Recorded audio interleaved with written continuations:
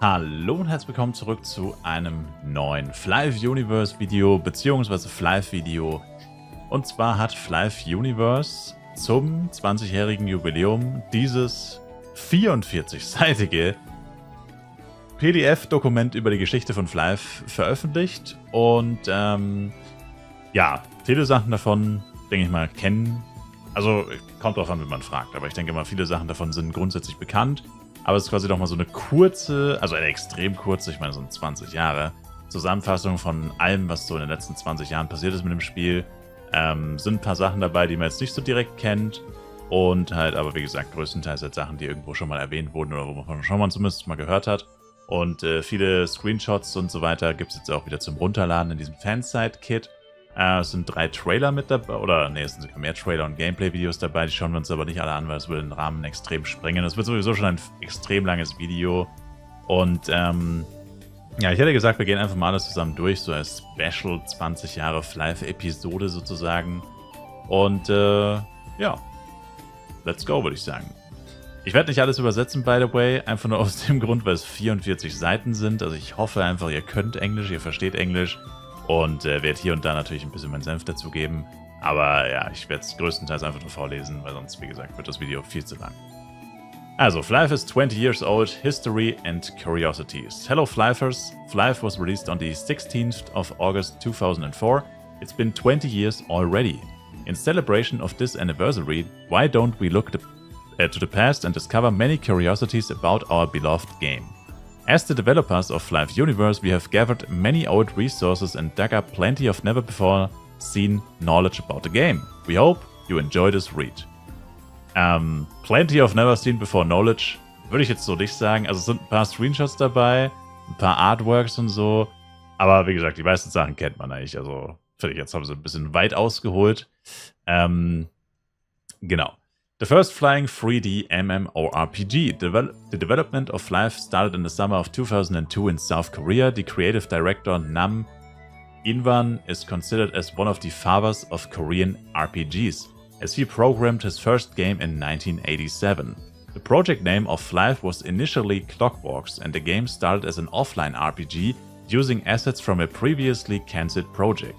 If you would like to learn more about the creative director and the producer Kim Kwang-yeol, here are 2 articles. Genau, der eine Artikel ist nicht verfügbar aus irgendeinem Grund. Kann sein, dass man da irgendwie ein VPN aktivieren muss. Das ist wahrscheinlich wegen der koreanischen Webseite. Manche Webseiten aus Korea sind immer geblockt. Da muss man, wie gesagt, erst ein Proxy oder ein VPN aktivieren. Und das andere ist ein japanisches Interview. Ist aber mit Google Translate auch nicht so schön zu lesen. Genau.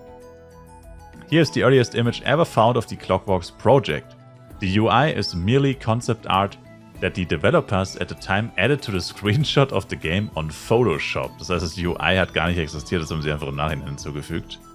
Ja, sieht auch eigentlich, würde ich mal sagen, überhaupt nicht wie Flive aus. Höchstens das Wasser vielleicht und der Boden, minimal, aber so ziemlich alles andere, was man so sieht, ja, nicht wirklich. Ja. Also ich meine, gut, bei der Kleidung könnte man sagen, okay, sieht so ähnlich aus wie die Kleidung von einem Vagranten, aber selbst das ist wahrscheinlich schon far stretch. Early in its development, the project was renamed to Masquerade. Online mode was added, making it the first flying 3D MMORPG. Here's one of the earliest screenshots ever taken of Masquerade. Genau, das sieht jetzt schon eher aus wie Flive im klassischen Menü-Layout. Daran hat sich halt gefühlt literally nichts geändert in den letzten 20 Jahren. Genau, Character-Ding, auch schon eigentlich alles so, wie wir es jetzt heute kennen. Auch die Sachen im Ingame sehen sehr ähnlich aus. Genau. At that time, the plans of the world of Mataga were quite different. As you can see, the only Flaris remains from the original plan. Only Flaris, so, ich kann nicht mehr lesen. Genau. Flaris ist hier quasi so eine Stadt. Wooden Bee Dungeon, den gibt es offensichtlich nicht. Asphodel, was auch immer das sein soll, auch das existiert nicht. Und Saikolgi, auch das existiert nicht. Aber ich finde grundsätzlich ist es schon ähnlich geblieben, kann man sagen. Ich meine, Flaris beginnt so ein bisschen waldmäßig oder mehr so grün. Ja, dann kommt vielleicht St. Morning, ist noch so ähnlich, aber dann Wüste und Darkon 3 so maschinenmäßig. Also zumindest so grundsätzlich kann man sich schon vorstellen, dass es auf jeden Fall noch von den originalen Ideen auf jeden Fall inspiriert war. These are the first concept sketches of Flarine Town Can you see the similarities with the final version?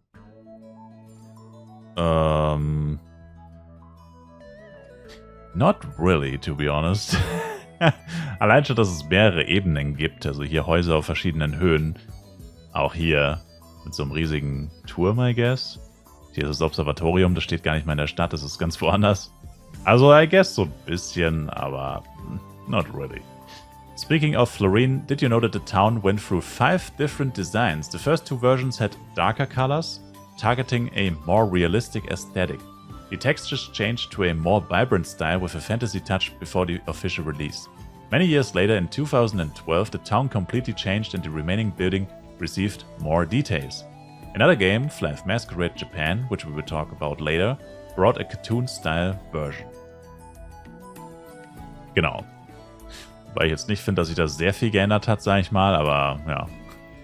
An den Details halt.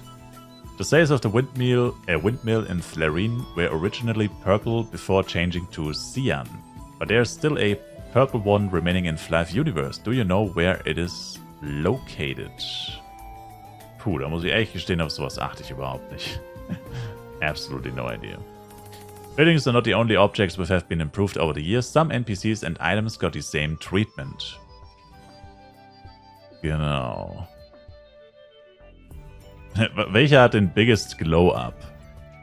Welches Item hat den biggest glow up? Welcher NPC? I don't know, probably Boboku. Maybe. Ja, dann das mit den Bloody Jojo und Ancient Jojo.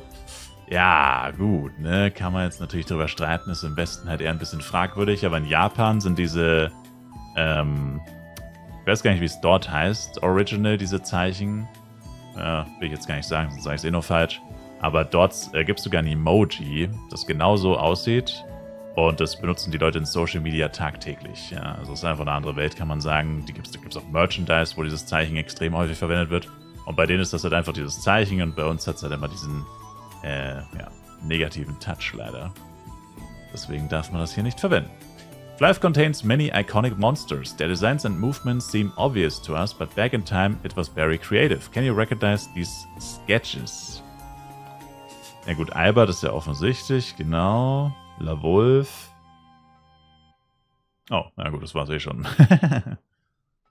Genau. Burudeng, Bang, Edelgard, Rockapella, Nyang Nyang, Clockworks, Mars Dungeon, Vice Vedo Q, Jack the Hammer, Crane, Mia.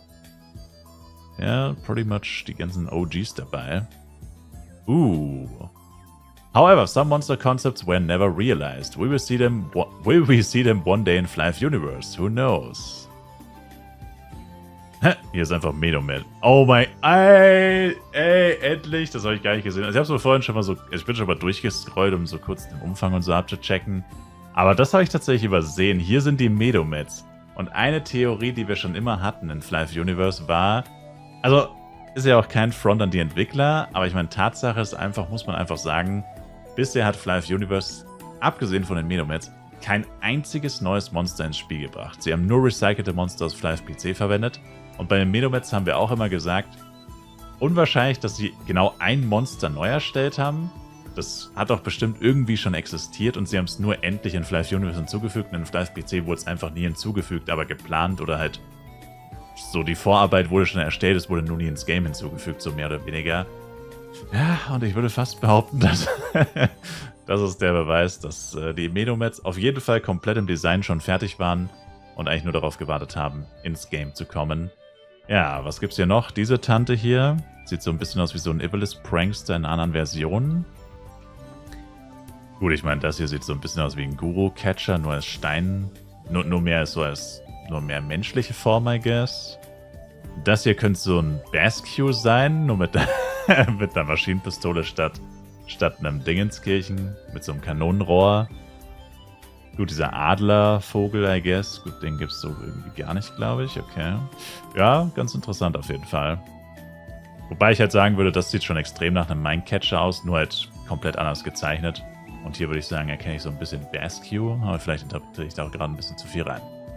The reason the name Masquerade was chosen is because the game was intended to follow a circus theme. You can still find many references to this intention in the current version of the game. The story is about 3 clowns, and the bill poster class refers to a person placing circus posters on walls. Many items also include references such as power dice and yo-yos. Monsters as well as such as the Card Puppet, Pranksters and the Pop Crank. If you can think of some more references, why not share them in our official Discord?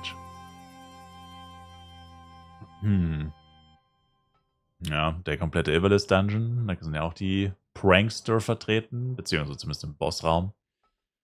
The game also had plans for more circus-themed systems such as a card system to attack monsters separate from items and more monsters such as Circus Bear, Bucketfoot and Claw Doll. These images are the original Login and Character Selection Screen Concepts. Also dieses Flyf-Logo, muss ich sagen, mit diesem Shiny-Effekt, sieht richtig geil aus. Schade, dass wir das irgendwie nie gesehen haben. Auch der Hintergrund mit diesem, keine Ahnung, Astrologie, whatever that is, sieht auch ziemlich cool aus. Und auch die Character Selection sieht echt hammergeil aus. Also schade, dass es das die gegeben hat. Für 2003 sieht das halt ultra heftig aus, ehrlich gesagt. Damn, ganz schön beeindruckend. Rubik's Cube auch am Start. Okay. In this video of the first beta test of Flyf 2003, you can observe that Flaris was the only continent and it was very basic compared to the final version. Only 2 jobs were available, Mercenary and Magician. There was no Vagrant class and no second jobs. Ja, das ist jetzt das erste Video. Ja, wie gesagt, wenn wir uns alle Videos angucken, wird es ein bisschen lange. Hatte ich jetzt ehrlich gesagt nicht vor. Ich finde auch diese alten Videos sind so ein bisschen, ja, also ich weiß, es ist schon cool, das zu sehen auf jeden Fall. Aber was man sich damals unter so Game-Trailern oder Gameplay-Vorschau-Videos oder so vorgestellt hat, versus das, was man sich darunter heute vorstellt, ist schon wirklich geistesgestört. Ich meine, die laufen einfach nur mit ein paar Charakteren rum und so. Und heutzutage, wenn man so an, keine Ahnung, World of Warcraft oder Diablo oder so denkt und so Game-Trailer oder Cinematics oder so, das ist schon crazy. Aber gut, ich meine, ja, war natürlich eine ganz andere Zeit. 20 Jahre ist das schon her. Sieht alles so ein bisschen eckiger aus, ne? Gibt es keine Kantenglättung.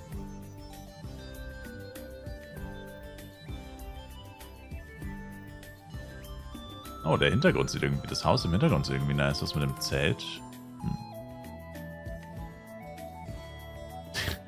Auf die Häuser springen. Da sind die Alberts in der Stadt rumgelaufen. Habt ihr das gerade gesehen? Da war ein Albert in der Stadt. Oh, die Luftschiffe sehen cool aus. Die gibt es auch nicht in dem Design, soweit ich weiß. Da sind auch diese Ringe, wo man durchfliegen kann. Die gibt es in Flyf Universe tatsächlich auch. In Flyf PC wurden die, glaube ich, irgendwann entfernt, falls es die da wirklich mal gab. In unserer Version zumindest. Und damals konnte man schon seine ganzen Sachen auf die Leiste ziehen. Okay, auch das gibt es schon ewig. Pucke-Puck. Damage-Zahlen waren blau. Und rot. Na, sieht nicht so gut aus. Aber macht Sinn. Damage, den man bekommt, rot. Damage, den man macht, blau. Miss ist auch rot. Wahrscheinlich, weil es negativ ist. Ist ja nicht gut, wenn man misst. 4 Leute, die auf den Bang eindreschen. LMAO.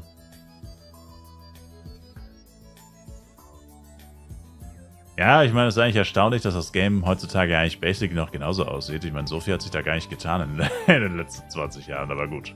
Ist ja eigentlich auch schön, wenn es immer noch so ist wie damals.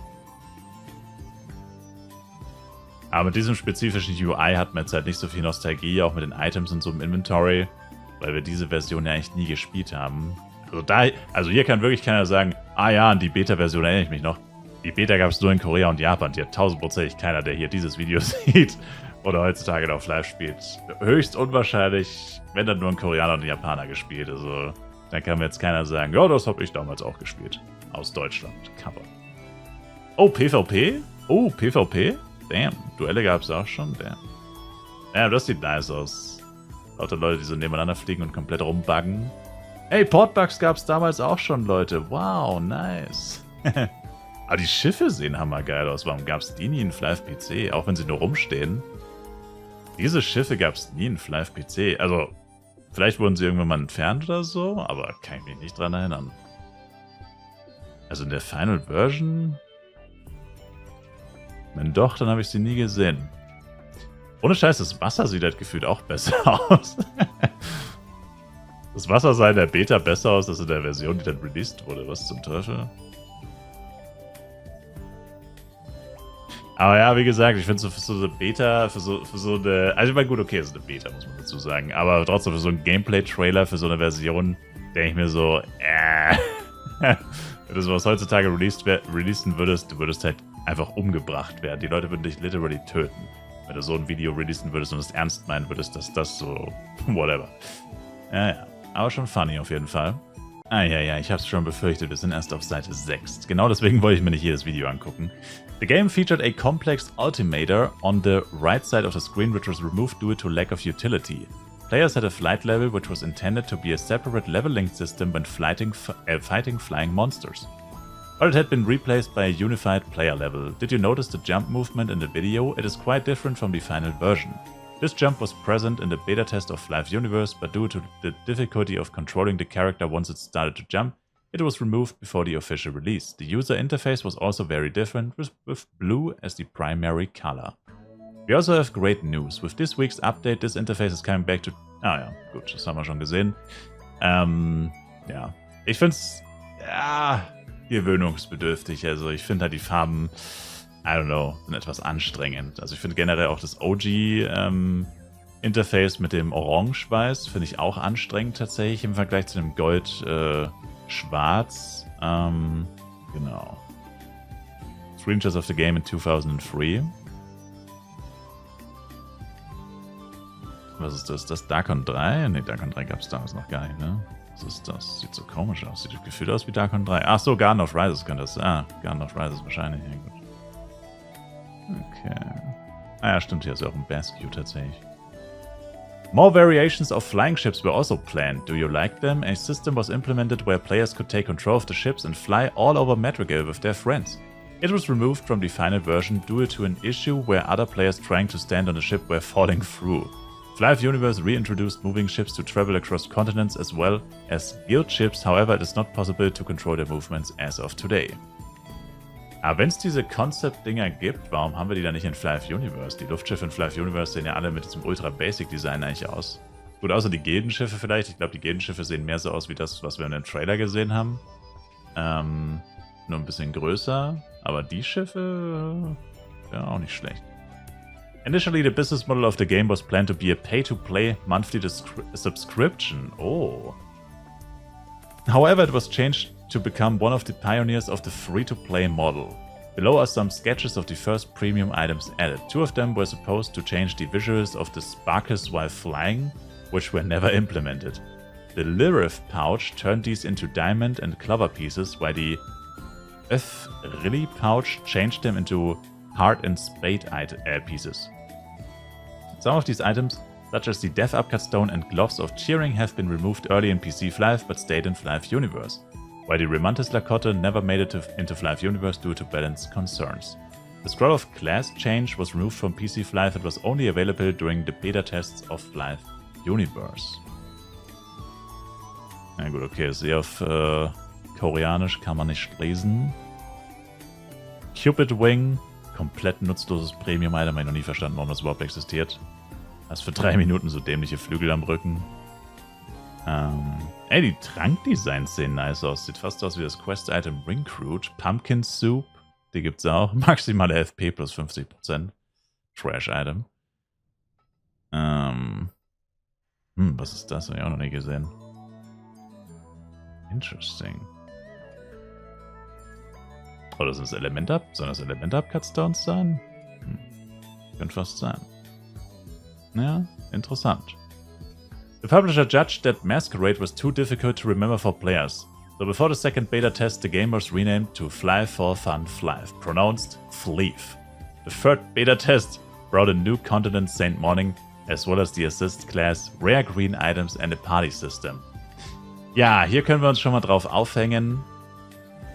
Also ich finde es immer interessant, über die Jahre, also wirklich, also Piccolo sagt ja schon seit Ewigkeiten, ich weiß, dass sie, also ich glaube 2008 oder 2007 oder so, hatte die Entwickler, glaube ich, zum ersten Mal getroffen, vor Ewigkeiten.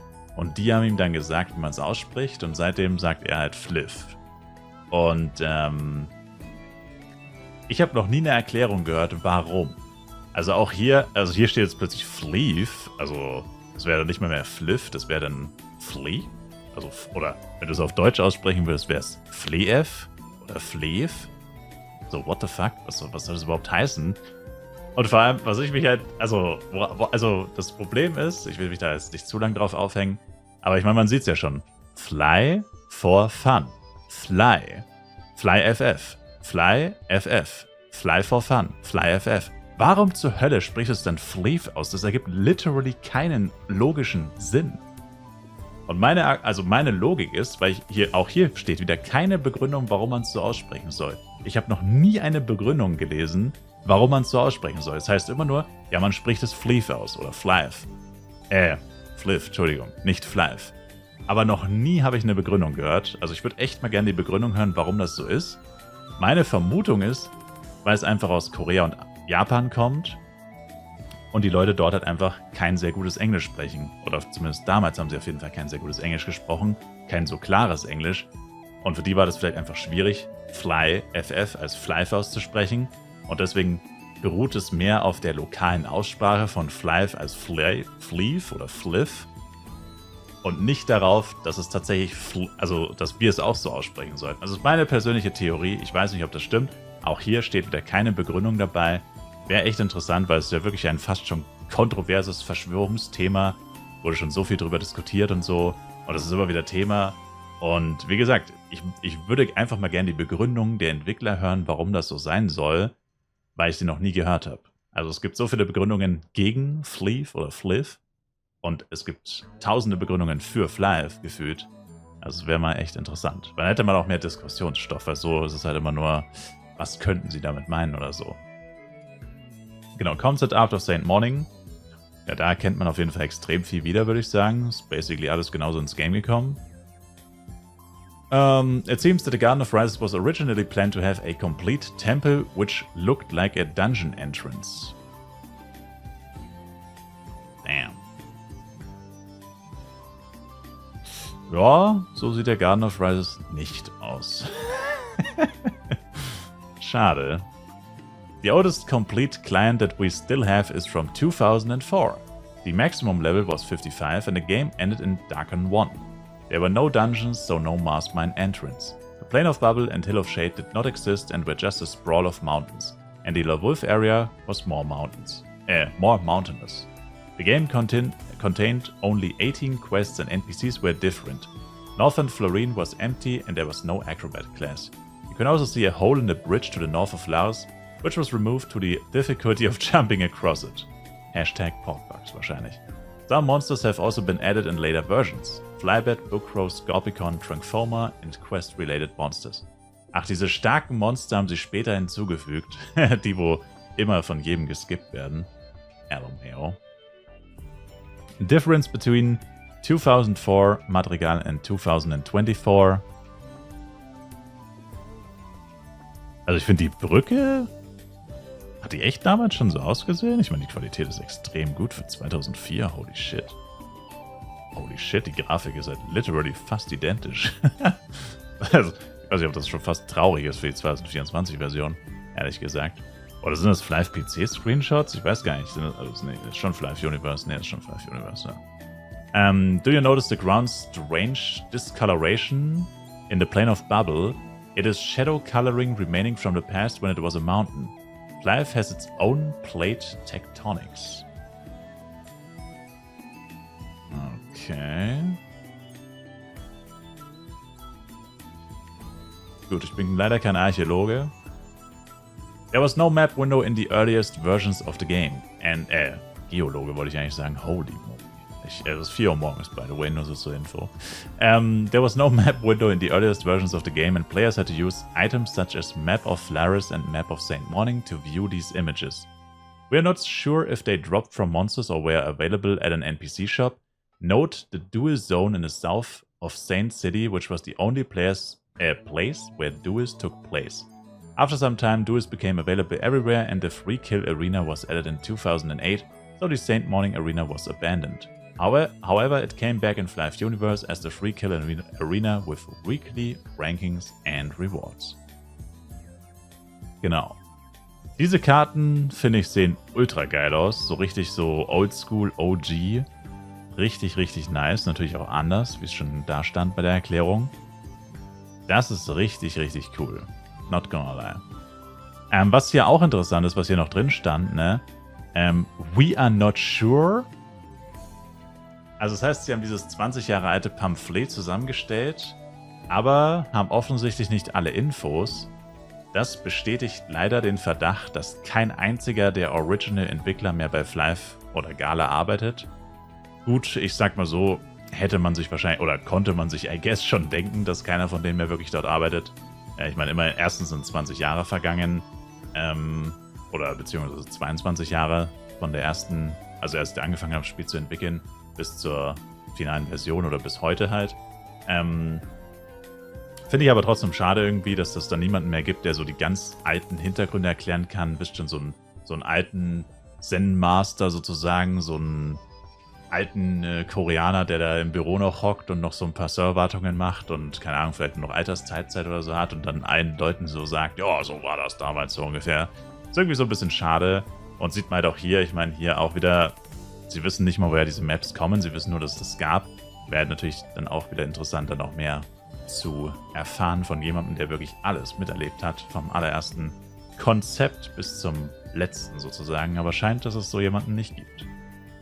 Here is the initial plan of Madrigal, but various development teams chose different directions over time. Jo, daran, also, da erkennt man nicht viel wieder. Also, so grundsätzlich von der Form her, da beginnt halt Caldera, aber das sieht ja auch komplett anders aus, also quasi einmal umgeschlagen nach hier drüben. Und what the hell is this all? Das ist echt crazy. Stellt euch mal vor, das Game wäre actually so groß. Zieht euch mal rein, wie groß Darkon 3 ist und dann zieht euch rein, wie groß das hier oben ist. Das ist halt geistesgestört. Imagine, das hätten die wirklich alles gefüllt, dann wäre das Game halt riesig. Schade, dass das nicht passiert ist. Oben 2004 versus unten 2024. Jetzt muss ich selber kurz überlegen. Achso, ja genau, Coral Island. Ich war aber gerade nicht sicher. Ich dachte gerade kurz, das ist Darkon 3. Genau, Darkon da drüben, Astria, Coral Island. Ja, das mit den Premium-Gebieten ist immer noch so ein bisschen irgendwie für mich so ein Ding, dass die jetzt einfach in der Open World existieren. Was halt etwas ist, was es offensichtlich so nie gab. Also ich meine, selbst in dem Original Concept Plan hier unten ist nichts. Also eigentlich ist alles nach oben erweitert worden. Flive Universe hat plötzlich angefangen, hier unten Sachen hinzuzufügen. Aber gut. Besser als nichts, I guess. The Summoner class. When it comes to jobs and classes, the initial plans went through a lot of iterations in the early development of Flive. The plan until the third beta test was the following. Jetzt muss ich selber kurz gucken. Mercenary Guard und Strongman. Achso, auf Level 1 bist du schon... Achso, genau, weil es keinen Vagranten damals gab. Der wurde auch erst später hinzugefügt. Also Mercenary wird zu Guard und Strongman und die werden wieder zu Knight und Barbarian. Akrobat, Markman, Pyro, Dancer und Jester, Assist, Healer und Billposter, Stargazer, Counter. Gut, das ist basically gleich geblieben, würde ich sagen. Es hat sich nur so ein bisschen die Bezeichnung geändert. Magician, Tyron, Raiden, Rainmaker, Overcaster. Okay, da kennt man gar nichts. Und der Engineer wird zum Puppeteer oder Gatekeeper und die werden zum Doppler und Stringmaster. Jesus Christus, ey. Literally 90% davon noch nie in meinem Leben gehört. Jobs highlighted in green are the ones which were actually implemented and playable at a time, and players had to choose their job at character creation. As you can see, it is very different from the Flive we know. Only 5 gear sets were obtainable in the game, including the Pyron and Guard sets which are no longer available. Would you like to see their return as costumes? Jo. Alter, das ist so hardcore einfach. Es ist so ein Disrespect einfach. Es heißt literally Guard und die Frau trägt einen Lendenschurz, ein BH und das basically ist es. Komplett ungeschützter Oberkörper und Unterkörper, nur die Arme und Beine sind ganz wenig geschützt. Das ist geistesgestört.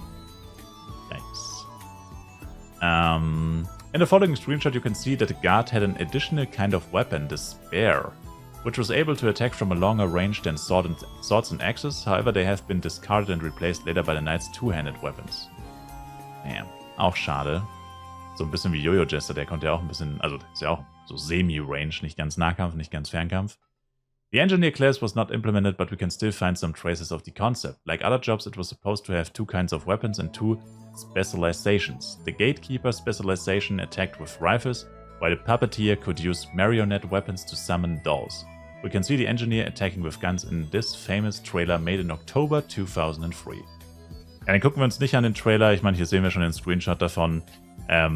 Ja, also ich denke mal, den kennen viele von euch. Das ist das mit den Labulfs, die dann angegriffen werden von den, da sieht man quasi live auf dem Bildschirm. Und dann sind ja irgendwie die Labulfs in ihrem Hauptquartier, whatever. Und dann werden die quasi von Charaktern angegriffen.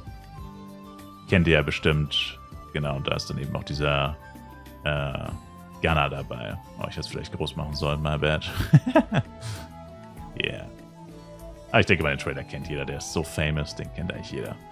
Genau. Based on the beta test feedback, the Vagrant Beginner Job was added and the list of jobs was reworked. Genau, dann ist eben Vagrant, Mercenary, Accurate, Assist, Magician, Puppeteer.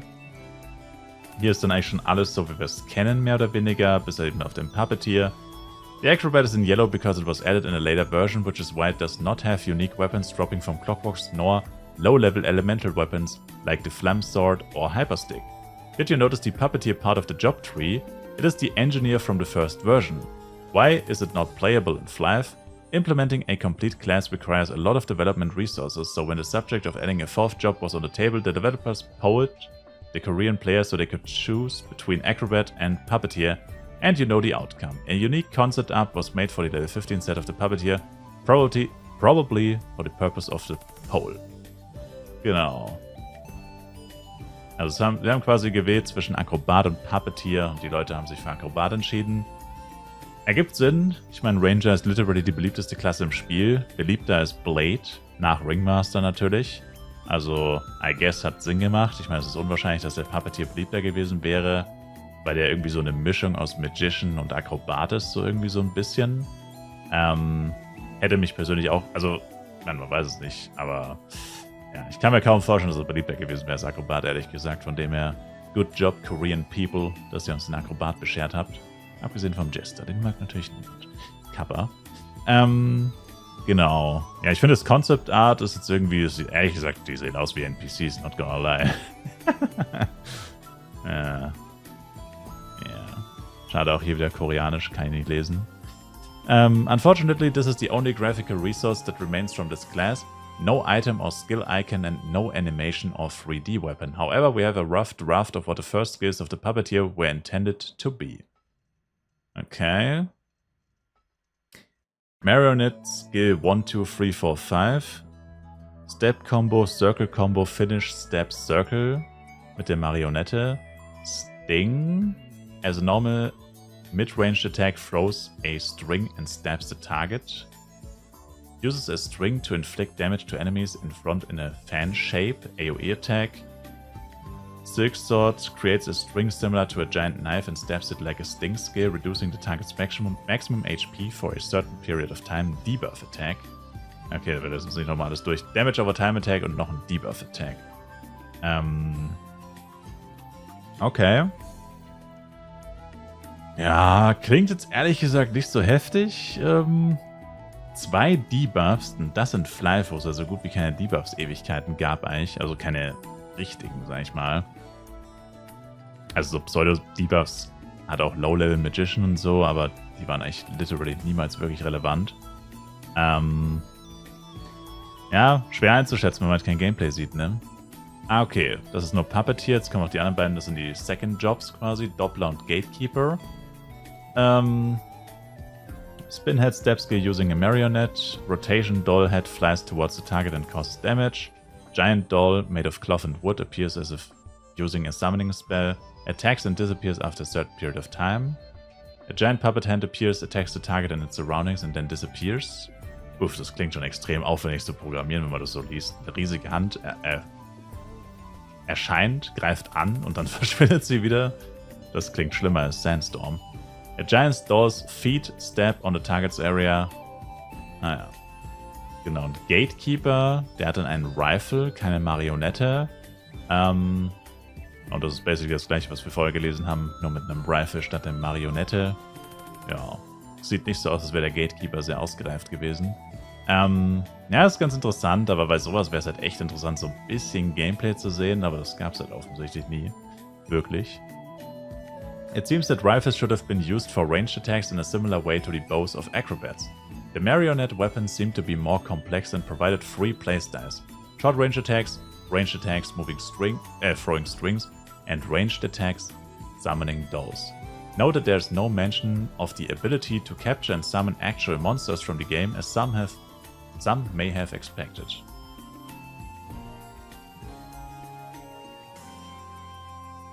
Habe ich, glaube ich, auch schon mal gehört, tatsächlich, dass das Leute gedacht haben.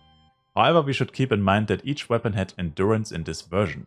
Each attack reduced the weapon's durability until it reached 0, and required repair at Boboku's shop for Penya. It was inconvenient for players to always repair weapons, so the system was removed in the 9th version of the game. But we could totally imagine the summoned dolls having their own HP bar in a similar way. Das Repair-System, ganz ehrlich, ich finde das so schrecklich in MMOs.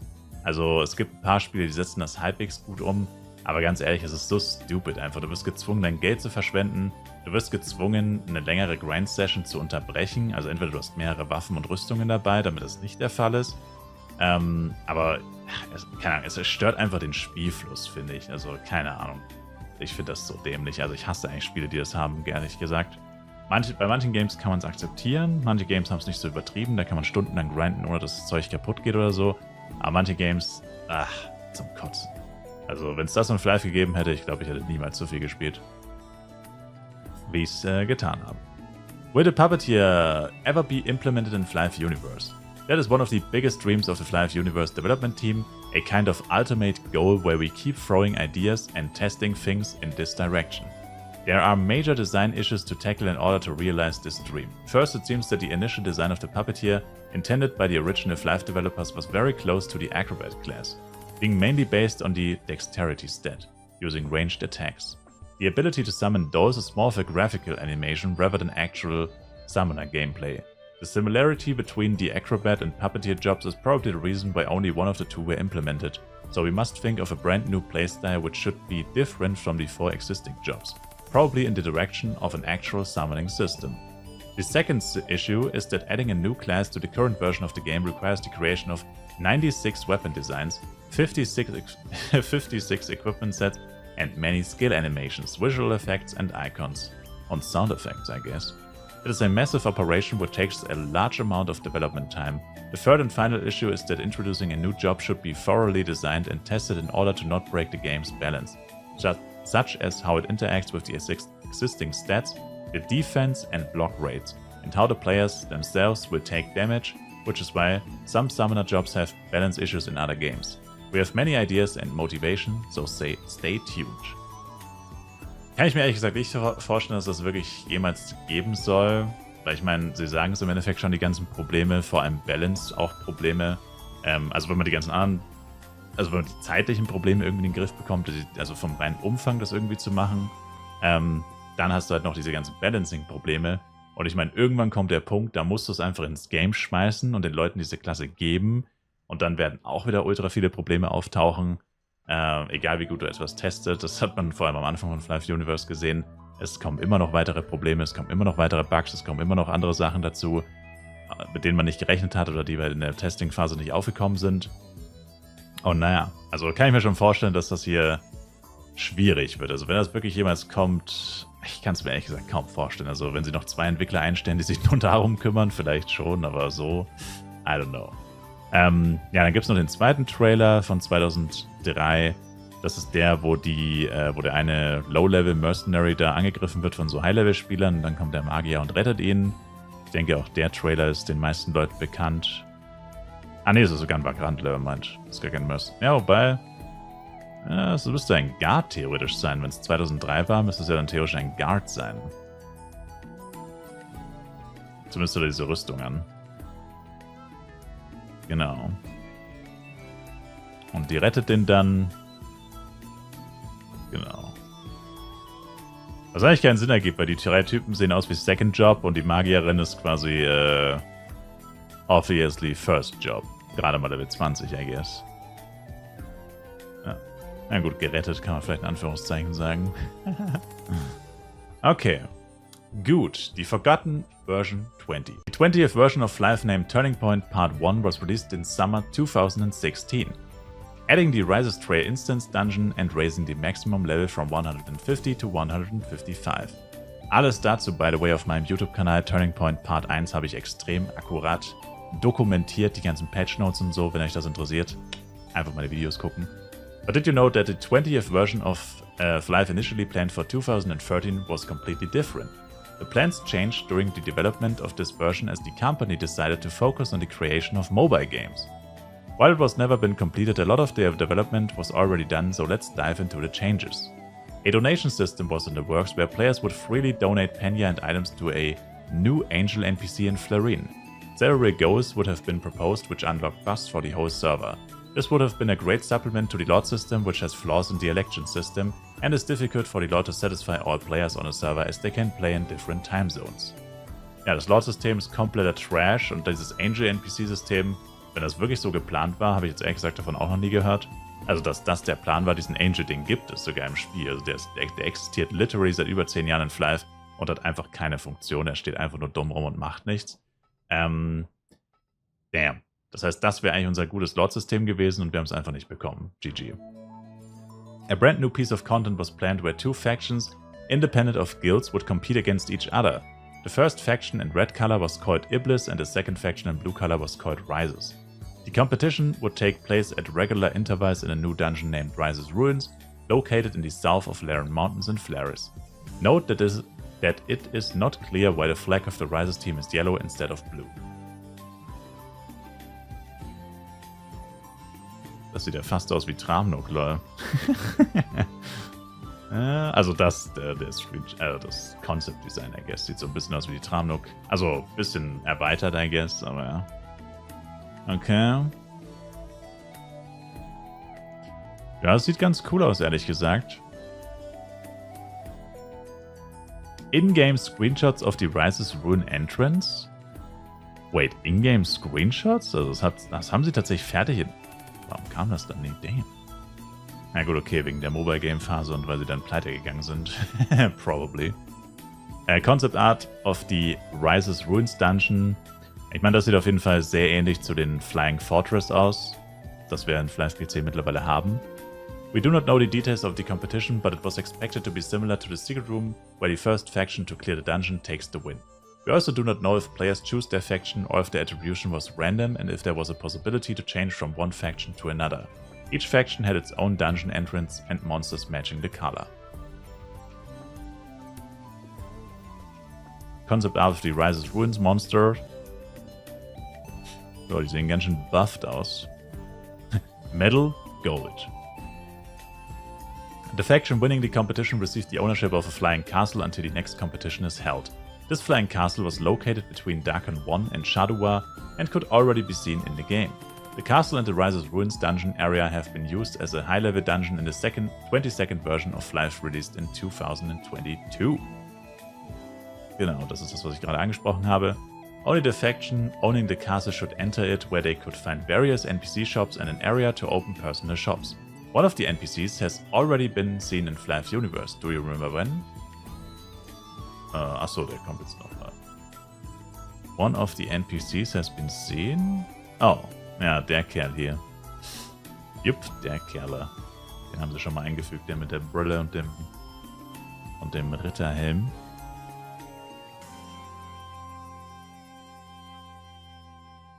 Ja.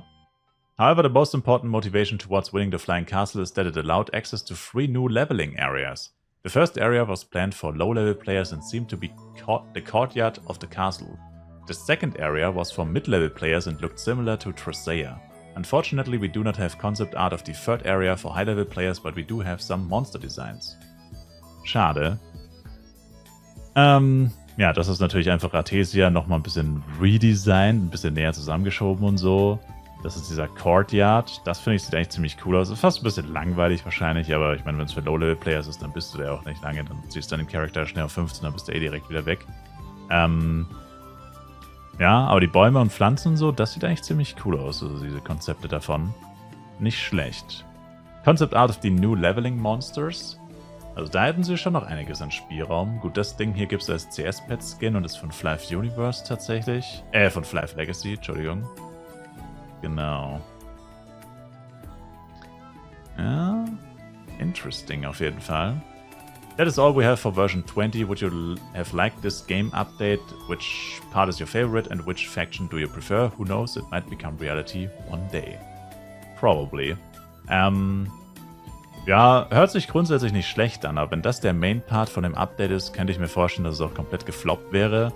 Also das mit dem NPC wäre bestimmt gut angekommen, aber das mit diesem Faktionsmodus, ob das so gut angekommen wäre, I don't know. Wäre drauf angekommen, wie sie es wirklich umgesetzt hätten wahrscheinlich. Genau, F2 Floating Fortress, also den Teil können wir fast komplett skippen. Darüber habe ich schon ein sehr ausführliches Video gemacht. Da sind zwar noch ein paar Screenshots dabei, die ich in meinem Video nicht erwähnt habe, aber ich würde sagen, das ist jetzt etwas, wo wir ein bisschen drüber fliegen. Ja, wie gesagt, F2 Floating Fortress war quasi als Fortsetzung von Flive geplant. Ist leider genau in der Phase entwickelt worden, wo Gala bzw. G-Potato pleite gegangen ist. Denen ist das Geld ausgegangen. Und dann haben sie die Entwicklung gestoppt und wurde auch nie wieder aufgenommen. Genau, hier sieht man ein paar Screenshots davon, ein paar Monster-Designs. Genau. Ja, dann Albert-ähnliches Monster, Scorpicon, also sind schon so ein bisschen orientiert an den Flive-Monstern quasi. The world of Flive 2 was also quite different to Flive 1's world. Madrigal underwent many changes, leaving behind only a Flaris continent and a Darkon continent. There was also an additional island known as the Nameless Island, where there were only 2 continents and an island, where the world map was about double the size of the original Flive Madrigal, with many sub-regions in each continent. Perhaps continental drift played a role and merged some continents into one. When you first create your character, you start at the Nameless Island and progress through to Flaris and finally to Darkon. Genau. Die Region sieht interessant aus.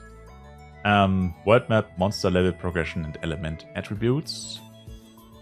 The map above is one of the earlier versions of Madrigal and was iterated upon over time as the development team finally reached their final version of Madrigal, which looked like this. Looks pretty fire, not gonna lie. Since this is Flive 2, there was of course work done on the flying aspects of the game. In the final 30 seconds of the trailer shared above, you can see some previews of one of the most integral and new parts of the game, Spirits. Spirits were companions that you obtain early on in the game, each with their own capabilities which you can improve. Flying type Spirits allowed you to fly by transforming you as seen in the trailer. Ja, wobei es halt im Endeffekt ähnlich ist. Ich meine, ja, da transformierst du dich selber in diesen Spirit oder mit diesem Spirit. Aber letztendlich ist es ja fast das gleiche wie in Flive, dass du einfach aufs Board steigst oder halt mit deinem Fluggerät und dann losfliegst. Also ich meine, hört sich jetzt irgendwie auch krasser an, als es letztendlich ist. Vom Prinzip her hat sich eigentlich nicht so viel geändert. Flying was given new, more intuitive and free controls, allowing you to fly straight up or dive down or even glide. These spirits were itemized and could be stored in your inventory, and another type of spirit was the buff type, which enhanced your stats. Speaking of stats, Flive 2 added 3 new base stats and removed one. There was no more stamina, although newly added constitution stat took over defenses. This stat affected your maximum HP, your HP recovery, your weight limit hört sich zum Kotzen an, and your underwear breath gauge. Yes, there was an underwater, habe ich gerade underwear gesagt? Underwater breath gauge. Yes, there was an underwater breath mechanic planned. Another new stat is the mentality stat, which was focused on magical defenses and other magical abilities such as your magical defense, your maximum MP, your MP recovery, your magic cancellation chance, and your magic casting speed. As you may notice, some MP stats were transferred from the intelligence stat to this new mentality stat, and intelligence now only affected your magical attack power. The final new stat is the luck stat, which affected your magical critical chance and item drop chance increases. An interesting addition to the dexterity stat is its effect on your movement speed. Also der Luck-Stat klingt ein bisschen OP. Erstens Mage Crits und zweitens Drop Charms Increase in einem Wert. Das klingt ein bisschen OP. Also zumindest für PvE-Grinding. Another system which received an overhaul in FLiVE 2 is the Raised Pet System. Rather than stat enhancements, your pets directly joined the battle and had their own abilities. You could upgrade these abilities through monster hunting and raising your pets, making them stronger. You could summon your pet whenever you wished and have it help you in battle. These pets were also much bigger, allowing you to ride them. Das hat man auch in einem Trailer gesehen. Sind ziemlich cool eigentlich. The jobs in FLiVE 2 allowed only 2 base classes, Fighter and Magician. The tree was as follows. There are some interesting notes to some of these jobs and how they worked, especially the ones that are quite foreign to FLiVE 1. For example, the Phantom job, which is a remnant of the Jester in FLiVE 1, used daggers and leaned much more into the fast and sneaky style of gameplay, specializing in critical damage. The Enchanted job could summon totems which mimic the stats of the player and could use many different types of weapons and armor. The totems could be controlled carefully using skills, providing a fairly high skill ceiling to this job. Concept art for Phantom left and Enchanter right. In terms of combat, your character's level mattered much less than it does in FLiVE 1, and your power was mostly scaled with your equipment and skills which you could unlock by leveling. While the character health and MP were scaled with the level, the attack stats were not. The only way to enhance your attack power was to enhance your weapons with Awakening, being a much more complex system than FLiVE 1 and the main focus of weapon enhancement rather than upgrading. By the way, finde ich es traurig, also außer ich habe es übersehen, dass nicht mal sie ein Gameplay-Video haben. Also ich habe damals, als ich mein Video gemacht habe über FLiVE 2, wie verrückt, auch auf koreanischen, also eigentlich nur auf koreanischen Seiten, nach Gameplay-Videos geguckt, weil es gab eine Beta-Version, die tatsächlich auch gespielt werden konnte in Korea. Und ich habe es aber einfach nicht gefunden, da ein richtiges Gameplay-Video zu finden. Also ich habe es einfach nicht geschafft. Und auch hier ist, glaube ich, keins verlinkt. Nur noch ein paar weitere Screenshots, die ich in meinem Video nicht drin hatte. Zum Beispiel der hier, das ist das Gebiet, dieses High-Level-Gebiet, das sieht ziemlich cool aus. Aber ja, ich check einfach nicht, warum es da kein Gameplay-Video gibt. Das gibt's doch nicht, oder? Also das ist irgendwie crazy. Sehr schade. One of the largest mechanics in the game was the Coliseum, which was a PvP mode. It served 1v1, 2v2, 4v4 and 7v7 modes, rewarding players with battle chips which could either be converted into Penya or spent at the battle chip store. Since guild versus guild combat has always been one of the most popular endeavors in FLiVE, the Coliseum also offered a mode for exactly that. However, it was a regular tournament system with brackets, where the final winner got the authority to control taxes or even access certain limited dungeons. During the battle, guild leaders were tasked with carving their guild's name on the Halidom, and guild members had to defend their leaders while doing so and prevent other guilds from taking over the Halidom. To close off this section, here are a few more pictures of various environmental art pieces, including concept art and in-game art. Ja, was mich so triggert bei FLiVE 2, das hat mich auch damals beim Video so getriggert, die waren mit dem Game halt schon echt weit. Ich meine, wie gesagt, es gab sogar eine Beta oder, ich meine, I guess, man könnte es auch Alpha nennen. Man sieht es auch an den Screenshots und so. Sie haben die ganzen Konzepte auch tatsächlich schon umgesetzt. Also die ganzen World Designs und so haben alle schon existiert. Ich meine, das ganze Klassensystem hat existiert und so. Und mich hat das einfach extrem getriggert, dass man gesagt hat, okay, wir haben jetzt kein Geld mehr. Wir vernichten quasi alles und man hat auch nie wieder damit angefangen, das weiterzuentwickeln. Grundsätzlich bin ich zwar der Meinung, dass so vor allem von Free-to-Play-Games eine Fortsetzung meistens keine so gute Idee ist. Oder, also ich persönlich habe zumindest schon einen spezifischen Fall, wo ich sehr involviert war, mitbekommen. Kabal Online habe ich früher auch sehr viel gespielt. Und es gab mal ein Kabal 2. Kabal 2 war absolut Dogshit. Es war komplette Hundescheiße. Das Game war einfach Trash. Und es ist literally nach 2 Jahren offline gegangen. Kabal Online, also Kabal 1 sozusagen, existiert immer noch. Und ich fürchte ehrlich gesagt, bei FLiVE 2 wäre wahrscheinlich das gleiche passiert, wenn das Game nicht wirklich richtig top-notch gewesen wäre. Also wenn sie es quasi released hätten, ohne Budget, wenn sie dann quasi ihr halbes Development-Team hätten rausschmeißen müssen, nur um das Game releasen zu können, um Geld zu sparen.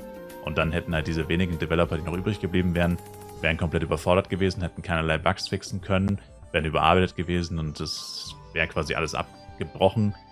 Ich denke mal, das wäre ähnlich gelaufen. Also ich denke, das Game hätte es wahrscheinlich auch nicht sehr weit geschafft und die Leute wären dann lieber wieder zu FLiVE 1 zurückgekehrt. Also ist es natürlich nur, ich meine, keiner weiß, was passiert wäre. Aber es ist halt echt ärgerlich und ungünstig, dass genau da das Geld ausgegangen ist, wo sie die Fortsetzung von FLiVE 2 machen wollten. Finde ich persönlich sehr schade. Ich meine, das haben sie mit Absicht gemacht, also I guess. Aber Ja, schon irgendwie, es ist wirklich sehr schade, muss man sagen. Es ist sehr, sehr schade. Ja, und dann Flive Masquerade, da habe ich noch kein Video drüber gemacht. Es gibt noch viele Sachen in diesem Ding, wo ich tatsächlich schon Videos drüber machen wollte. Aber ich finde einfach die Zeit dafür nicht, weil es halt wieder so umfangreiche Videos sind mit viel Recherche und so. Und das ist manchmal echt sehr schwierig, das irgendwie hinzubekommen.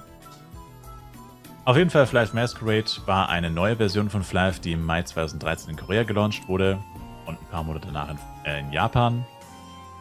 Und es ist ähnlich wie die 19. Version von Flive, also V19, mit ein paar Änderungen.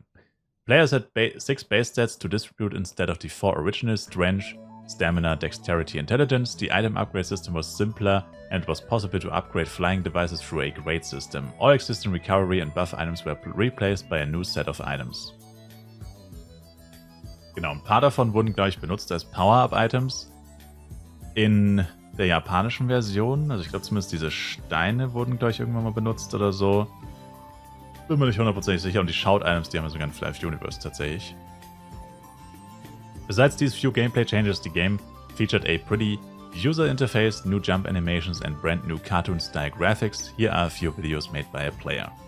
Genau, also die Flive Universe Comic-Grafik oder Cartoon-Grafik, wie man sie nennt, die wurde tatsächlich auch nicht extra für Flive Universe oder generell neu hinzugefügt, sondern auch die hat quasi schon bestanden und wurde quasi von Flive Masquerade importiert. Also ich habe mich damals auch gefragt, weil plötzlich Trailer aufgetaucht sind, wo Flive so in Anführungszeichen komisch aussah oder Videos sind aufgetaucht, wo das so komisch aussah. Und auch da war damals so ein bisschen die Verwirrung, aber es war halt einfach, weil dieses Flive Masquerade im Westen nie released wurde, sonst gab es nur in Korea und Japan. Und deswegen haben wir damals das direkt so nicht mitbekommen, leider. Also eben nur über so komische Screenshots, die dann die Runde gemacht haben. Und genau. Ja, das Game wurde 2013 released und wann ist es offline gegangen? Schon 2014. Leider auch diese Phase 2012 bis 2014, wo Gala das Geld ausgegangen ist, G-Potato pleite gegangen ist. Ja, einfach eine ungünstige Phase für Flive. Das war sehr schlecht. Für alle Beteiligten, sag ich mal. Und es gab halt zu wenige Spieler. However, did you know that Flive Universe provides most features of Flive Masquerade? Server and channel shouts have been implemented, the user interface is available when selecting the Masquerade theme, and graphics can be reproduced by selecting cartoon, texture quality and enabling Outline Mode in the Option Window. Dann die Flive Mobile Games. Die düsterste Geschichte finde ich persönlich von Flive. Das wurde ja vorhin schon erwähnt und das habe ich auch in meinem Flive 2 Video erwähnt. Leider hat Gala halt in dieser Phase, wo sie das ganze Geld verloren haben, wo G-Potato pleite gegangen ist und so, und G-Potato hat Gala gehört, also effektiv ist halt, also Gala selbst ist zwar nicht direkt pleite gegangen, aber G-Potato, was im Endeffekt ein Tochterunternehmen von Gala war, ist pleite gegangen, also das hat Gala natürlich schon extrem betroffen, finanziell und so, und die Spieler sind ja auch extrem zurückgegangen in dieser Phase, und ich fand es damals einfach schon fragwürdig und schade, dass sie sich so auf plötzlich Mobile Games fixiert haben, und jetzt, dieser Teil zeigt einfach auch, was es wahrscheinlich für ein massiver Fehler war, das zu machen. Weil kurzfristig hatte es vielleicht teilweise Erfolg, aber langfristig hatte es definitiv keinen Erfolg. Gut, im Nachhinein ist man immer schlauer, kann man natürlich sagen. Aber ich meine, wenn dein Core-Business PC-Games sind und du wechselst plötzlich auf Mobile Games, I don't know, ob das so eine gute Idee ist. Aber naja, schauen wir es uns an. You might think that the history of life as a mobile game began in 2014. Ist tatsächlich nicht richtig. But it is incorrect and the appeal to target other platforms besides PC started very early. Flive Online Mobile was a game developed in 2007 and released in February 2008 for Docomo mobile phones. It was published on the Potamo game portal, the equivalent of G-Potato for mobile games.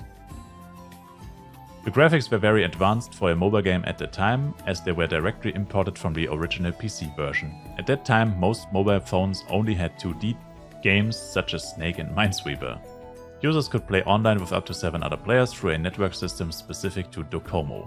There was no standard or widespread operating system and hardware for mobile phones when it was first developed, so it was limited to a specific operator on the Japanese market. The arrival of Android smartphones quickly made the game obsolete and significantly decreased the amount of players. Unfortunately, the game shut down in February of 2009, but it remains a good example that Flive is always striving for innovation. Also auch das Spiel war quasi literally nur ein Jahr online und nur für so eine spezielle Hardware, die es nur in Japan gab. Genau, also das war so der erste Exkurs. Das war jetzt nicht das, was ich gemeint habe. Das war das allererste Versuch, so ein Mobile-Game aufzubauen. Ich meine, auch der ist schon extrem fehlgeschlagen, weil man sich halt auf eine spezifische Hardware festgelegt hat. Ich glaube, das ist so etwas, was man auf jeden Fall sich damals schon hätte denken können, weil das ja in der Geschichte davor auch schon passiert ist. Wenn du dich zu sehr auf eine Hardware beschränkst und der Markt entwickelt was Neues und dein Game ist dann auf der neuen Hardware gar nicht spielbar, dann ist halt nutzlos und dann wird es natürlich offline gehen. Also ich meine, I don't know, wer weiß, wie viel Geld und Zeit da reingeflossen ist damals. Auch das hätte vielleicht Flyve tatsächlich schon besser gemacht, wenn sie das nicht getan hätten. Flyve came back on mobile in 2014. Das war dann quasi so ein bisschen schon nach dieser schlechten Phase. Da wollten sie quasi neu starten. Also der Plan, als es ihnen finanziell schlecht ging, war dann quasi ins Mobile-Business einzusteigen, was sie dann auch gemacht haben. Mit Flyve All-Stars, Flyve Poosmon und Flyve Stomp Run. The most famous Flyve All-Stars was a RPG mostly based on the collection and evolution of heroes with different rarities. The game featured various levels and online features where it was possible to compete against friends and random players with weekly rankings.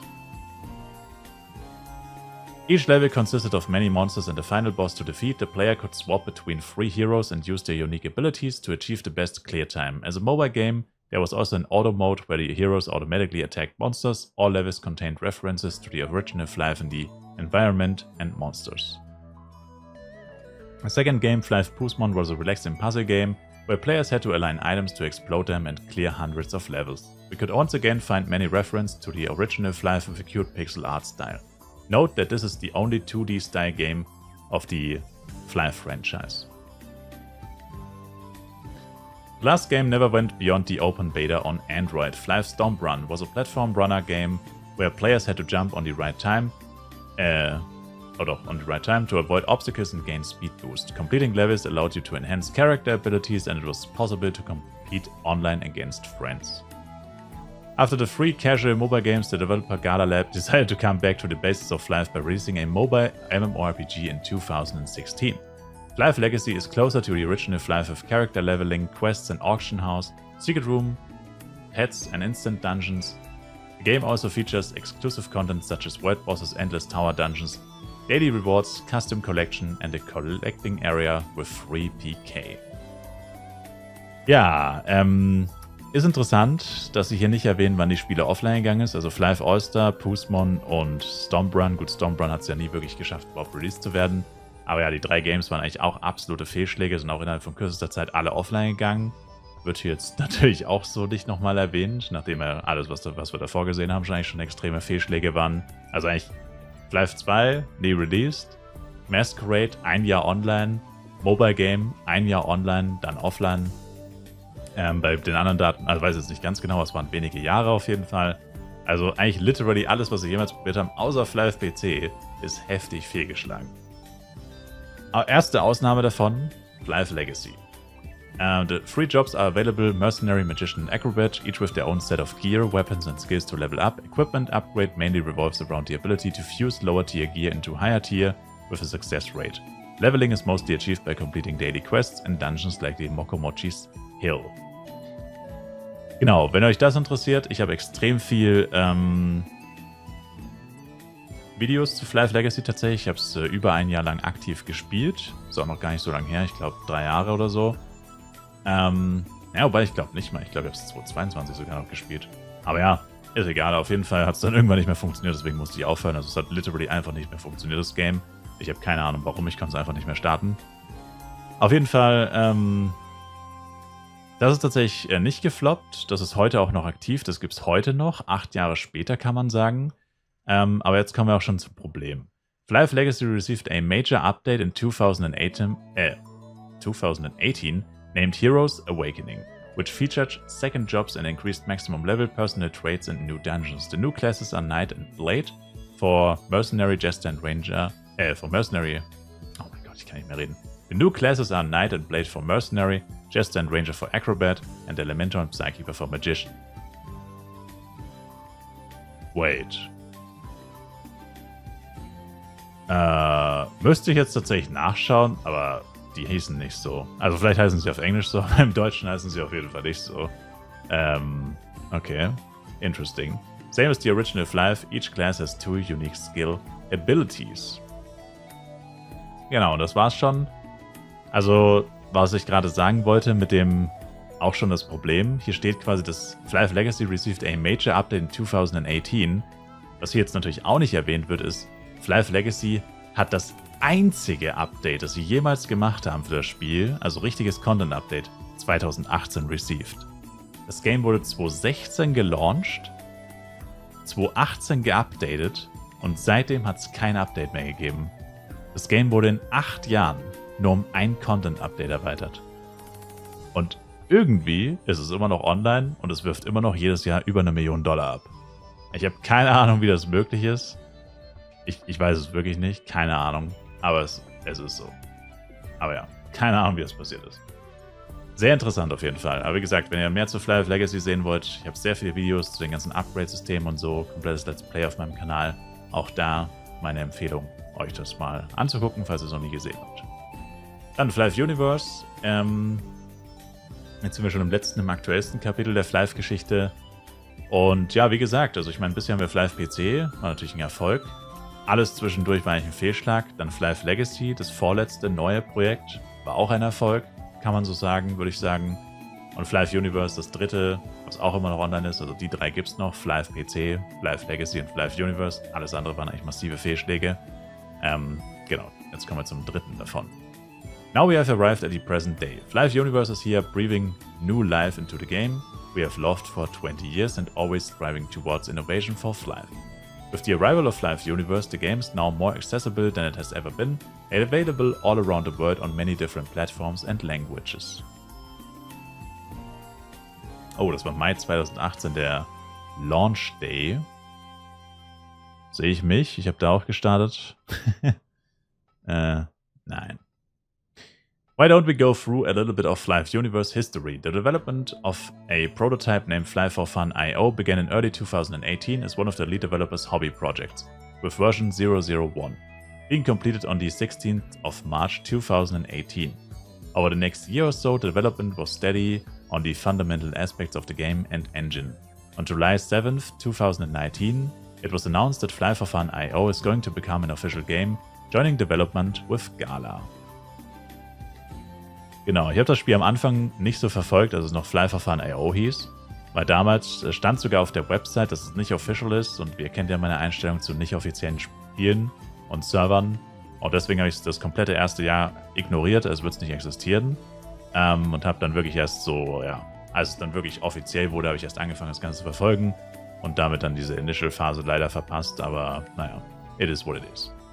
The first public prototype of the game at V 0.1.7 featured only walking, flying and chatting, with the maximum level being a grand total of 1. Genau, hier sieht man nochmal die verschiedenen Versionen, was man alles machen konnte. Basically konnte man die meisten Sachen, also man konnte literally gar nichts am Anfang gefühlt machen. Genau, könnt ihr euch ja mal in Ruhe durchlesen. Promotional content for Fly4Fun.io. As the project transitioned into Fly Project M, it continued steady development until the 18th of May 2022 when Fly Universe was officially launched into early access. Now the game has made several improvements upon the original PC Fly, giving a complete makeover to some areas such as Azria, Coral Island and Volcane. Genau. The Coral Island improvements came after some much-needed visual improvements to the water, as you may notice in the images above. The lava also received some improvements, which is very noticeable in the revamped Volcane. Ja. Wie gesagt, dieses azurblaue Wasser, was wir in dem Beta 2003 Video gesehen haben, ehrlich gesagt, sieht fast besser aus als das Wasser der Fly PC, ain't gonna lie. The game received several engine and graphical improvements over time, which continue to modernize it from the age of PC Fly. The sea of clouds separating the continents has been improved from the original version, making them feel more mystical. Perhaps the clouds will receive some more visual enhancements in the future? Was wollen die da noch für Enhancements machen? Kümmert euch lieber um das Game Design Cover. Mehr Content, meine ich. Kein Spaß. One of the biggest visual additions came in the form of lighting, which is something the game has been lacking for 20 years. Fly Universe introduced a new point lighting system which gives the environments a new level of vibrance and warmth. Das stimmt zwar, Ich persönlich bin aber eigentlich kein Fan von diesem extremen dunklen und hellen, also von diesem extremen Kontrast. Also wie man es jetzt hier auf dem Screenshot sieht, ist eigentlich ein perfektes Beispiel. Weil ich finde persönlich, das ist sehr anstrengend für die Augen. Und aus einer reinen gesundheitlichen Perspektive ist das auch, glaube ich, gar nicht so gut, wenn das Game sehr oft komplett quasi von extrem dunkel zu extrem hell geht oder einzelne Stellen sind extrem hell. Das ist sehr anstrengend für die Augen und es sieht zwar cool aus und es macht cooles Screenshot-Material. Und ich weiß nicht, wie es bei euch ist, aber ich spiele literally nie so. Und ich würde euch ehrlich gesagt auch empfehlen, wenn ihr extrem lange zockt, das lieber nicht zu machen, weil es schadet, glaube ich, mehr in den Augen, als dass es halt was bringt, indem es cool aussieht. Also für Screenshots und so, keine Frage. Aber grundsätzlich ist das etwas, was man in Spielen... Ja, ich meine, es ist jetzt natürlich dieses Allmann-Gelaber, aber ich meine nur literally, also es ist echt nicht so gut. Also man merkt es ja zum Beispiel auch mit den Interfaces und so. Ist zwar schon ein bisschen länger her, aber es kam literally mal jemand in den Stream, als ich auch noch mit dem weißen Design gespielt habe. Und da hat irgendjemand mal gesagt, kriegst du nicht Augenkrebs gefühlt von dem weißen Design? Mich blendet das so, das macht mich richtig wahnsinnig. Und ich schätze mal, der hatte auch das aktiviert, dass man diese stärkeren Kontraste hatte, zusätzlich zu dem weißen Design. Und wenn du dann halt 8 Stunden so zockst, das ist schon extrem anstrengend und dann tun dir halt literally die Augen davon weh. Ich meine, das ist jetzt natürlich auch nicht bei jedem so, aber grundsätzlich, also wenn da jemand Probleme hat, könnte das halt legit deswegen sein. Aber ist ja nur so ein Ansatz. Kann ja jeder machen, was er will. Besides visual improvements, Flive Universe revamped many gameplay elements, setting them apart from their PC Flive counterparts, if there was one. To name a few quality of life elements, you can now select your favorite UI theme, customize your keybinds, select your language, set an offline vendor, unlock more inventory slots, and more. The game also features a much improved Rainbow Race, being an actual speed race as opposed to Flive PC's Quest-Style Race. Ich finde, mit dem Flive PC Quest-Style Race gab es eigentlich gar nicht so viele Probleme, außer dass halt fast alles RNG war. Also grundsätzlich war das Konzept von Flive PCs Rainbow Race eigentlich ganz cool. Also könnte man auch in Flive Universe als zusätzlichen Modus, finde ich, hinzufügen. Das Problem war wirklich, dass alles RNG war. Angefangen damit, dass die Strecke, die jeder fliegen musste, nicht gleich war. Und damit schon von Anfang an extrem unfair. Aber gut, egal. The community has always been a monumental aspect of Flive. This is why community-oriented systems received important attention, such as the guild housing feature, where guilds have access to an entire open-world flying ship in Madrigal. Guilds in PC Flive only had a large house similar to the interiors of your player house in Flive Universe. Ich habe keine Ahnung, weil ich nicht in der richtigen Gilde bin. Werden diese Schiffe überhaupt wirklich benutzt, ehrlich gesagt? Kann ich mir jetzt so auch nicht vorstellen. Wenn ich mir angucke, wie viele Leute AFK in Flaris rumstehen, kann ich mir das fast nicht vorstellen, dass die Leute dann wirklich immer zu ihrem Schiff zurückgehen, ehrlich gesagt. At this point we have mentioned the name Flive Universe 13 times. Were you ever curious about the origins of the name? Originally this game went through a few options for naming. Flive Classic and Flive Origins were close to taking the win. However, we settled on Flive Universe as this game combines many features across the entire Flive universe, including features from Flive Legacy, such as the mobile compatibility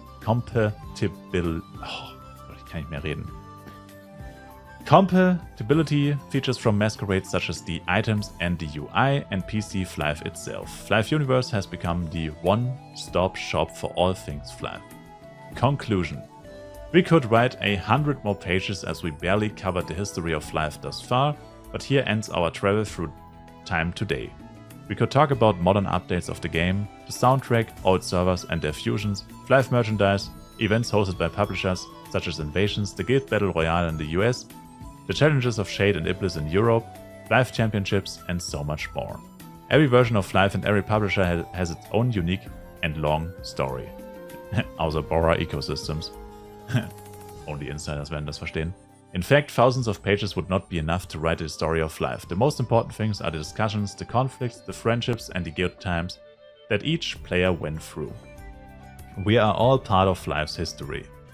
Conscious of this heritage of 20 years and the strong responsibility led by the passion for innovation and creativity, we will continue to write the story.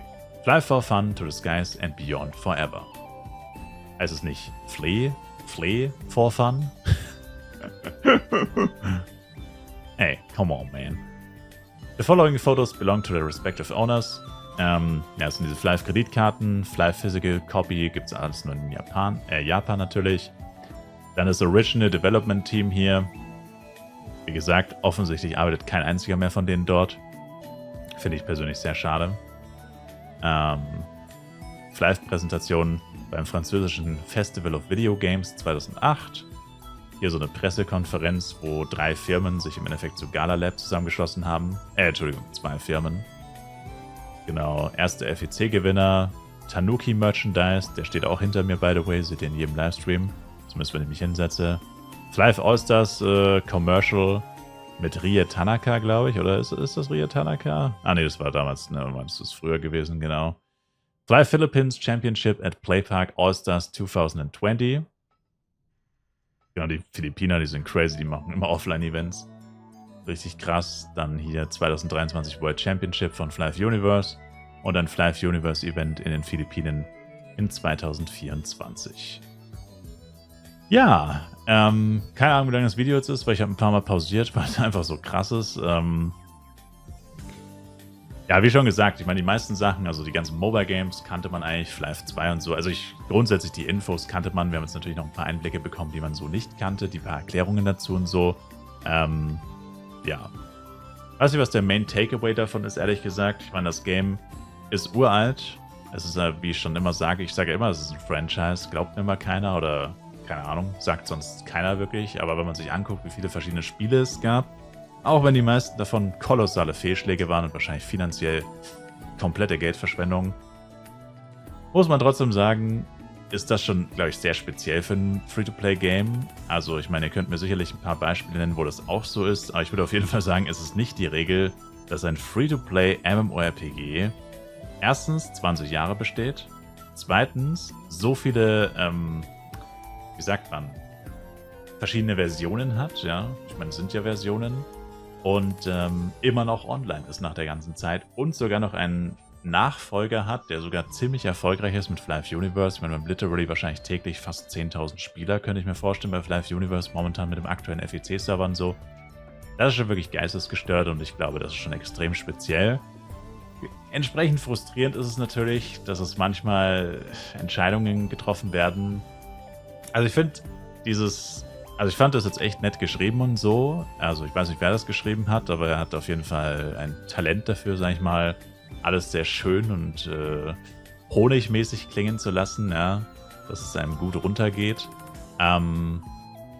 Ja, in der Theorie ist natürlich alles Friede, Freude, Eierkuchen, aber man muss natürlich sagen, bei vielen Entscheidungen ist es schon so, wo man sich denkt als Spieler, warum hat man dies und jenes so entschieden oder warum entscheidet man sich immer wieder so?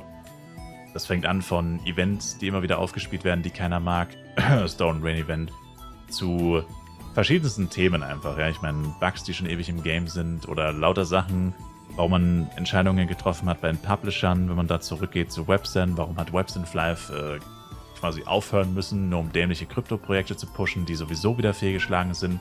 Krypto-Projekte wurden hier by the way gar nicht erwähnt.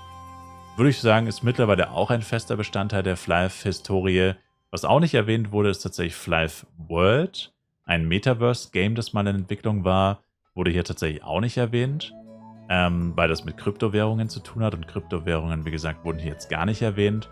Was auch nicht erwähnt wurde, sind die upcoming NFT-Server von Flive Universe, auch wieder ein Krypto-Projekt, das höchstwahrscheinlich scheitern wird oder es wird vielleicht auch niemals an den Start gehen, ähnlich wie Flive World. Also so ein paar Sachen aus den letzten Jahren, wo man sich wirklich denkt, warum zur Hölle hat man das überhaupt gemacht? Warum hat man da Geld investiert? Vieles wurde natürlich auch noch weggelassen, die nicht so schönen Sachen. Aber ich will jetzt auch nicht mehr zu sehr darauf eingehen, das Video ist eh schon lang genug. Aber ja, ich meine, wie gesagt, ich finde es grundsätzlich schön geschrieben und so. Und das hat uns natürlich vor allem die schönen Seiten von Flive gezeigt. Aber ein paar hässlichere Seiten oder nicht so schöne Sachen wurden jetzt natürlich hier nicht erwähnt. Aber gut, hätte für eine Celebration natürlich auch nicht so gut gepasst, zugegebenermaßen. Ja, auf jeden Fall, ja, sagt mir gerne, was ihr davon haltet. Wie gesagt, ich finde es cool, dass sie das erstellt haben. Ich hatte schon befürchtet, dieses relativ bescheidene Ingame-Event, dieser Visual Effekt und das neue UI, 2003 UI plus die Ballons sind alles, was wir bekommen. Dieses Pamphlet hier, diese 44 Seiten Geschichte von Flive, finde ich, wie gesagt, sehr interessant. Und habe ich mir auch wirklich gerne angeguckt. Und ich denke, das ist auch etwas, worauf man mal in ein paar Jahren nochmal gerne zurückgreift und sich das nochmal anguckt, nochmal durchscrollt und so. Ist auf jeden Fall schon cool. Und ich finde es, wie gesagt, immer noch einzigartig, dieses Spiel, dass es das alles durchgemacht hat. Und es begleitet mich schon sehr lange. Ich meine, seit über 10 Jahren mache ich jetzt schon YouTube-Videos davon. Ich weiß gar nicht, wie viele YouTube-Videos über Flyfi schon hochgeladen habe. Es müssten an die fast 10.000 wahrscheinlich sein, wenn man alle Livestreams und alles mit einberechnet. Das ist schon echt crazy. Das ist schon ein krasser Bestandteil meines Lebens, wenn man so sieht. Meiner Freizeit. Und ja, bin auf jeden Fall gespannt, wie es weitergeht. Mit Flyfi Universe, mit Flyfi PC auch. Mit vielleicht sogar Flyfi Legacy. Vielleicht kriegt Flyfi Legacy ja irgendwann auch mal ein Update. Aber auch die momentane Richtung zeigt ja eigentlich eher, es wird alles auf Flyfi Universe fokussiert. Und ja, man muss quasi jeden Moment genießen, wo noch mehr Spiele existieren. Und ja, nicht alles auf eine Karte vielleicht auch gesetzt wird. Ist ja auch nicht immer so gut, wie man sieht. Kann ja alles Mögliche passieren. Ja, danke euch, wie gesagt, auf jeden Fall fürs Zuschauen. Happy 20th Anniversary. Und ja, auf weitere 20 Jahre, ich weiß nicht. Wahrscheinlich. Das Spiel ist gefühlt unsterblich. Und ja, bis zum nächsten Mal. Macht's gut, haut's rein. Schaut auf jeden Fall im Livestream vorbei. Twitch-Link in der Videobeschreibung. Bis zum nächsten Mal. Ciao, ciao.